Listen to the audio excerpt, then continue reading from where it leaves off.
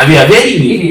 దాంతో పాటు తలుచుకుంటే పెళ్లి పుస్తకంలో ఉన్న సినిమాలో ఉన్న పాట లేకుండా ఇప్పటికీ ఏ పెళ్లి ఫినిష్ అవదండి.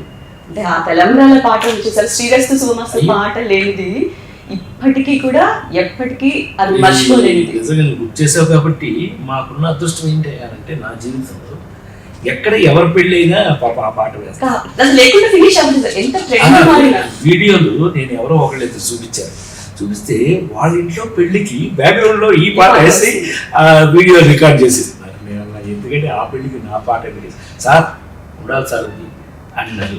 అట్లాగే ఆనంద్ సినిమా తర్వాత మీకు ఐడియా ఉందో లేదో నాకు తెలియదు, వైఎస్ రాజశేఖర రెడ్డి గారు అనుకోకుండా దేవుడు వెళ్ళిపోతే 2-3 రోజులు బాడీ ఎక్కడుందో తెలియదు.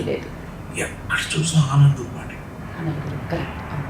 ఒక్కడై రావడం ఒక్కడై పోవడం నడుమై నాటకం విధిరాదా అని ఎక్కడ చూసిన పాట. ఎంతో ఫీల్ అయిపోయారు జనాలు చూసి ఆ పాటకి.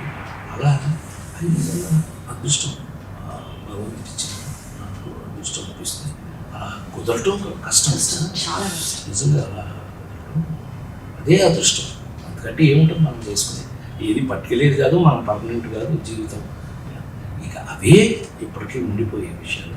సినిమాలో ఇప్పుడు కూడా నాలాంటి నటులు కానీ ఎవరైనా, నాలాంటి అంటే నేను కూడా ఆఫ్టర్ ఆల్ అందులో నేను కూడా పడినా, మేము గుర్తుండాలి అంటే మాత్రం మేము చేసే క్యారెక్టర్స్, ఈ సినిమాల కన్నా మేము చేసే క్యారెక్టర్స్ గుర్తుంటాయి. ఆ విధంగానే మేము ఎక్కువ కాలం గుర్తుండబడి అని నా నమ్మకం. గుర్తుండిపోవాలి. ఎన్ని జనరేషన్స్ మారినా కూడా ఒక సిచ్యువేషన్ వచ్చినా ఉండాలి అంటే మాత్రం ఇలా ఉపయోగపడాలి. ఇలాంటి కథల్లో ఇలాంటి పాత్ర క్యారెక్టర్స్ పడాలి.